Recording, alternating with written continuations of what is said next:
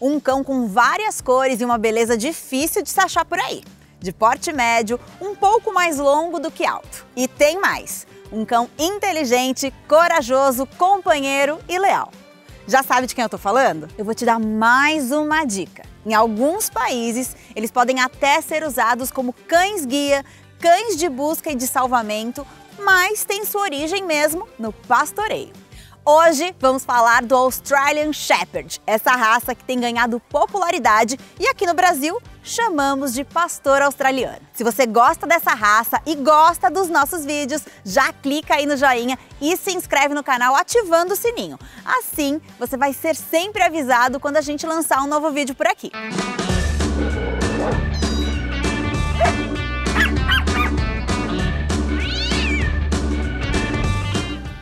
Cão para tocar o gado. O pastor australiano é um cão que não importa o que aconteça, ele vai estar junto com o seu dono.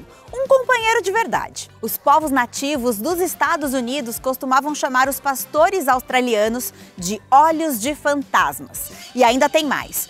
Os consideravam sagrados pelo fato da raça ter olhos de cores claras, como azul e âmbares, e muitas vezes apresentam cores de tons semelhantes, mas diferentes em cada olho. E vocês podem estar se perguntando, mas o fato dele ter australiano no nome faz com que a raça tenha sua origem na Austrália? Errado! O pastor australiano tem origem nos Estados Unidos. Na realidade, não existe nada comprovado sobre a sua origem, mas a teoria mais provável é de que em meados do século XIX, com a importação de merinos australianos para a Califórnia, vinham junto cães pastoreiros com origem no norte da Europa e dos Países Bascos. Os americanos adoraram esses cachorros que eram diferentes, mas que trabalhavam muito bem e tiveram a brilhante ideia de cruzar com os collies de origem inglesa que já existiam ali. Desses cruzamentos, sempre no intuito de uma raça melhor para o trabalho, surgia esse lindo peludo de olhos claros, o pastor australiano. E nos últimos 70 anos, o pastor australiano se tornou conhecido no mundo todo com suas várias cores e manchas ao longo do pelo. Vamos para o nosso super trunfo. Como falei, eles são ótimos amigos, são leais e adoram brincar, mas podem ser um pouco reservados com desconhecidos. A expectativa de vida é de 16 anos, altura entre 51 a 58 centímetros para machos e 46 a 53 centímetros para fêmeas. E é possível encontrar em várias cores. É um amigo para toda hora. E como eles estão sempre se movimentando e gastando energia, é sempre bom estar atento à alimentação adequada.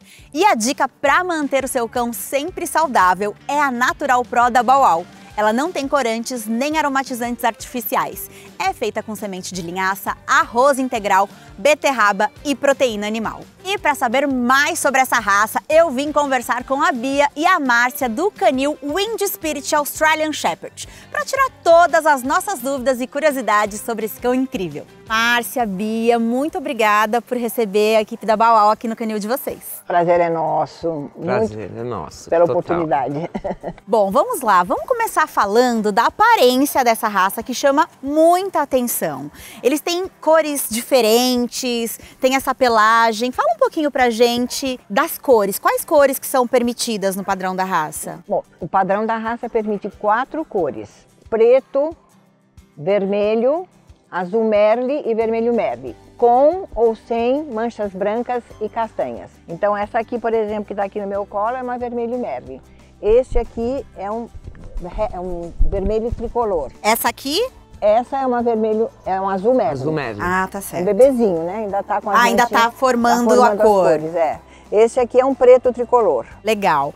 E essa pelagem, dá muito trabalho? Quais são os cuidados que a gente precisa ter? Olha, o cuidado que a gente pede para os clientes, filha, pera só um minutinho. Porque o Ramon puxou o fio, o que eu ia fazer aqui da minha vida? Peraí. Olha, o primeiro cuidado que a gente precisa é uma ração super premium, tá? Uma alimentação diferenciada. E o cuidado que a gente tem com o pelo, na verdade, é a escovação diária, né? Você fazendo a escovação diária, você impede o pelo no chão e mantém o pelo, como você está vendo, lindo e viçoso. Banho no máximo uma vez por mês, menos que isso você vai ter problemas, né? Porque o subpelo serve para aquecer e para resfriar. Então assim, o cuidado com o pelo é só escovação. Geneticamente eles são assim, perfeitos. Maravilha. Outra característica que chama muito a atenção dessa raça são os olhinhos claros, né? A maioria acho que tem os olhos claros, é isso mesmo? Fala um pouquinho também dessa característica pra gente. Não é a maioria. Pelo padrão da raça que a gente segue, eles podem ter olhos de todas as cores. Marrom, âmbar, verde, azul, cinza, cinza claro. Podem ter várias cores num olho e podem ter um olho de cada cor. Eles carregam a heterocromia. Entendi, tá certo. E esse é o it da raça. E heterocromia não é doença. Não é doença, é uma qualidade de beleza, é um hit, é um it. Certo. Como a gente está falando das características, né? Então vamos aproveitar. Fala para o pessoal um pouquinho quais são as características do padrão da raça. No padrão da raça, basicamente, eles são praticamente moderado, é o adjetivo que a gente pode usar para todas as qualidades que eles têm. Cabeça moderada, orelha tem que ser em botão, que é esse modelo que você está vendo no filhotinho, porque é uma orelha que não suja, ela é perfeita. A cabeça é mais ou menos triangular, a nuca e o focinho são paralelos, eles são ligeiramente mais longos do que altos. O dorso tem que ser reto e eles naturalmente, por genética, são anuros. Eventualmente pode nascer com uma vértebra, 2 vértebras ou 3 vértebras. Se nascerem com mais de uma vértebra, o padrão, que é americano, pede que eles tenham até 10 centímetros de comprimento. Todavia, em alguns países eles não podem mexer no rabo, então isso fica um problema a ser resolvido pelos vários registros no mundo, não é? FCI, American Kennel Club, etc. Certo. Só para eu explicar para o pessoal que de repente não sabe, né? Quando a gente fala anuro, são que eles não têm o rabo. Então essa é uma característica marcante do Australian Shepherd, certo? E é genética mesmo. Sim, a gente inclusive tem testes de DNA que dizem quais são os cachorros que são anuros completamente, quais que tem uma vértebra, quais que tem 2, quais que tem 3. E que vai ter um rabinho, algum rabinho ali, como né? o Greg, que ainda não apareceu aqui, que tem um toquinho. Olha o Greg. Olha o Greg ali, ele tem um toquinho, tá vendo? Daqui a pouco o Greg aparece por aqui, viu, gente? É verdade. Aproveitando que a gente falou da questão do rabo, eu acho que é uma curiosidade muito bacana pra gente explicar a questão da função do rabo, por que ele não tem rabo. Que inclusive é uma grande diferença física que a gente vê, por exemplo, no Border Collie, que também é um cão pastor, com o Australian Shepherd. Então, a função tanto do Border quanto do Australian, né, de outros pastoreiros, é de pastorear o rebanho. O Australian Shepherd pastoreia basicamente o gado. Se ele tiver um rabo comprido, ele vai chegar muito perto do gado, porque ele chega a 5 centímetros do gado, pela frente, por trás, ele passa por baixo do gado. E se ele tiver rabo, é um problema muito grande, porque ele pode ser pisado, ele pode enroscar no arame farpado, quando ele estiver juntando o gado no canto do arame. Então, para a função do pastor australiano, o rabo é um problema. O Border Collie não precisa, porque ele trabalha à distância. Ele trabalha a 50, 100 metros do gado com a força do olhar, diferente do Australian. Bom, a gente falou, né, que eles foram criados para uma função de pastoreio, então só aí a gente já vê que são cachorros com muita energia, que costumam andar longos passeios, muitos quilômetros às vezes, né, lá na sua origem pelo menos. Então eu queria saber um pouquinho mais como que é a energia deles. A gente sabe também que é um cão que gosta de brincar muito, eles têm muita energia. Como que seria uma rotina ideal para quem tem esse cachorro? Olha, eles são enérgicos, eles são elétricos, são atléticos. A gente costuma brincar de que o Border Collie é um cachorro 220 ligado 24 horas na tomada. O nosso não. O nosso precisa de exercícios diários, exercícios fortes, jogar bolinha, andar de bicicleta, correr, subir e descer morro, nadar. Mas depois ele fica horas ao seu lado, se você estiver trabalhando no computador, se você estiver vendo televisão, eles estão tranquilos. Mesmo no rancho, eles ficam sentados ao lado da gente. Eles só vão trabalhar quando a gente manda trabalhar, diferente do Border. O Border fica, eu quero. Eles não, eles vão quando a gente manda. É diferente, bem diferente. Eu gosto de uma definição que é assim, o Border, ele é viciado na bolinha. Se você comprar uma máquina de jogar bolinhas e jogar 1 milhão de bolinhas, ele vai querer 1.000.001 bolinha. E o Australian é viciado no dono. Então, mesmo no rancho, se ele não tiver o contato com o dono, ele vai estar triste. Ele não vai trabalhar legal. Não é o que eu falo, não é um cachorro de quintal. Ele precisa de afeto, de contato com o dono, com o tutor. Eu acho que essa é a grande diferença. Juntando então energia e o que você falou que ele não é um cachorro de quintal. A minha pergunta é um cachorro que dá para ter em apartamento, em lugares menores? Há um provérbio americano que diz que nós podemos ter tantos Australian Shepherds em casa quanto for o tamanho do nosso lavabo. Porque onde eu for, todos irão. Então, se eu tenho um lavabo onde cabem 10, eu posso ter os 10 em casa, no apartamento, em qualquer lugar. Porque o que eles precisam não é de espaço, eles precisam de exercício. O exercício você pode fazer fora do apartamento, não é? Exato, e ter a companhia do dono, né? Não ser aquele cachorro que só fica no quintal, mas que de fato participa. 95% dos meus clientes moram em apartamento. Ninguém mais mora em casa em São Paulo. Né? É difícil mesmo. Exatamente. Mas tem que sair o quê? 2 vezes por dia com ele? Vocês têm uma média aí, 30 minutos uma média a mais cada ou menos de 1 hora de manhã e 1 hora de tarde, mas não é, por exemplo, passear olhando vitrine ou passear como se você estivesse num museu.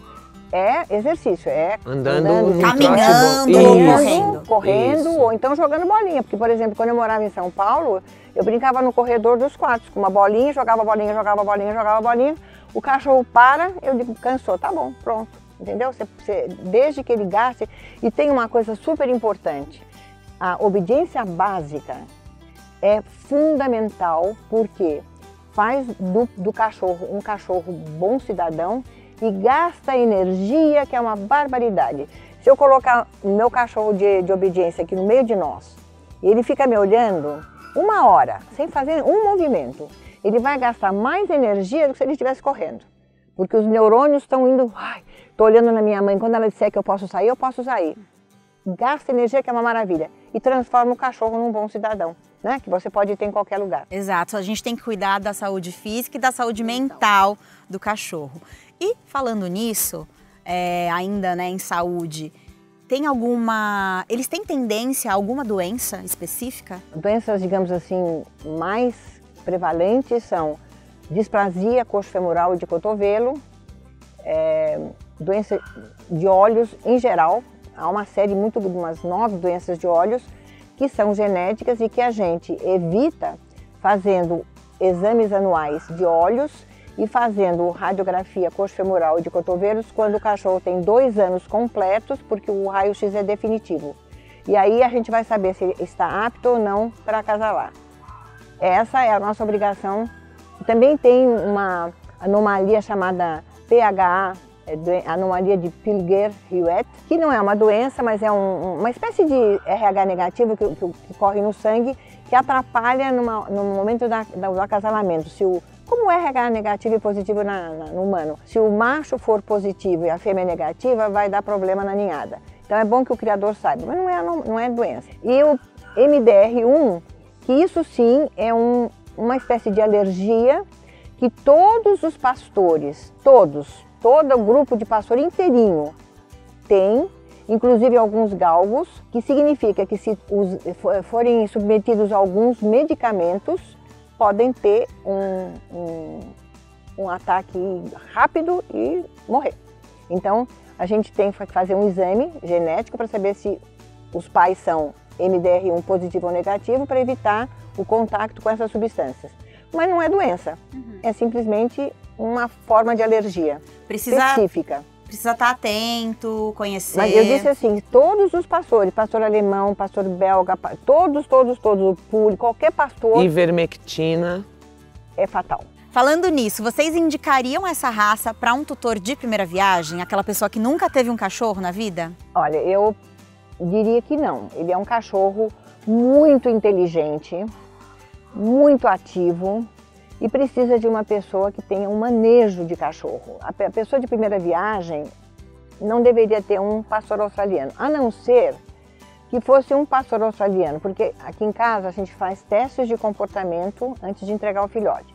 Eu posso ter um filhote que tenha um um temperamento super moderado para brincadeiras com caça viva, que é justamente aquilo que atrapalha muito o primeiro dono, porque o cachorro vai querer pegar o pé da criança, o pé do móvel, vai querer pegar o patinete, a bicicleta rodando. Então, se eu tenho um cachorro que tem esse temperamento moderado, com uma instrução apropriada, né, que ele possa adquirir de um comportamentalista ou mesmo de nós mesmos, sim, se não, seria melhor não. Falando nisso, né, de mordiscar, né, porque eles são cães pastores que iam mordiscando o gado, ou né, nos lugares que eles ainda têm esse trabalho, eles mordiscam o gado. Não necessariamente, Letícia. Eles não precisam mordiscar o gado. Eles podem mordiscar o gado se for necessário. É justamente por isso que é a beleza do trabalho deles. Eles têm tanta força ética que o gado sente essa força e só o latido e o latido deles, né? A postura, o gado obedece. Se ele não obedecer, então ele recorre à mordiscada.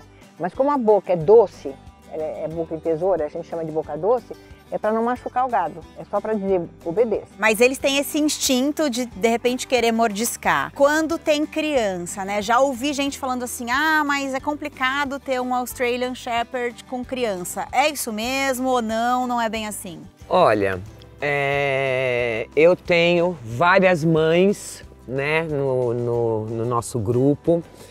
E assim, vira uma babá. Antes da criança chorar, o Australian já está avisando a mãe que a criança vai chorar. Então, assim, tudo depende de como esse cão vai ser introduzido com essa criança. Mas, de maneira geral, são ótimos com crianças, com outros bichos, com passarinhos, gatos. Eu tenho gato aqui. Claro que toda regra tem sua exceção. Você pode falar assim, mas eu tenho uma amiga que tem uma Austrália que não gosta de criança. Pode acontecer, né? Mas, por exemplo, vem um cliente falando, olha, eu tô querendo ser mãe daqui 2 anos. Não tenho problema nenhum, muito pelo contrário, são comoventes as imagens. Eu vou acrescentar, tem uma nossa amiga que teve um cachorro nosso e 2 anos depois ficou grávida e veio perguntar para nós como é que era, né, como é que ia ser, e explicamos isso que ela acabou de falar. E ela teve o bebê, comprou uma porção de coisas nos Estados Unidos e comprou uma babá eletrônica fantástica. E depois de 1 mês, ela veio me visitar e falou assim, a senhora tinha que ter me avisado que eu não precisava comprar babá eletrônica, porque o Barry, que é o cachorro, ele fica na porta do quarto, de mãozinha cruzada, olhando. Quando o neném faz qualquer barulho, ele sai, põe a pata em mim e faz au. Oh, que lindo! Isso é muito comum em muitos dos nossos clientes. Que legal!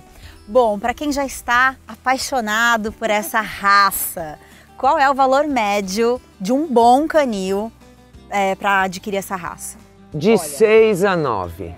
De 6 a 9. Então agora, para finalizar, eu queria que vocês contassem alguma história, ou de vocês, ou de algum cliente, com o Australian Shepherd.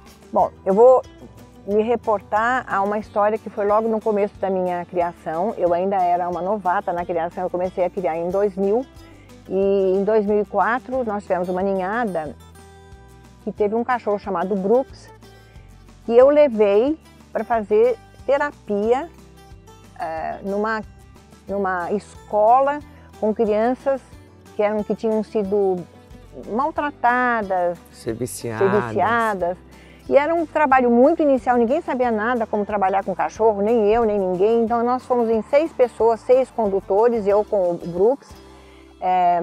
E a escola de repente botou 110 crianças no pátio. É um horror, né? Uma coisa que ninguém esperava. E ficou todo mundo meio assim. E o Brooks, o meu cachorro, se deitou no chão e abriu as pernas. Um macho não faz isso. O macho detesta abrir a barriga. E as crianças se debruçaram sobre ele, apertaram, abraçaram, beijaram. E eu fiquei pasma, porque eu também não sabia disso. Era uma coisa que eu estava aprendendo.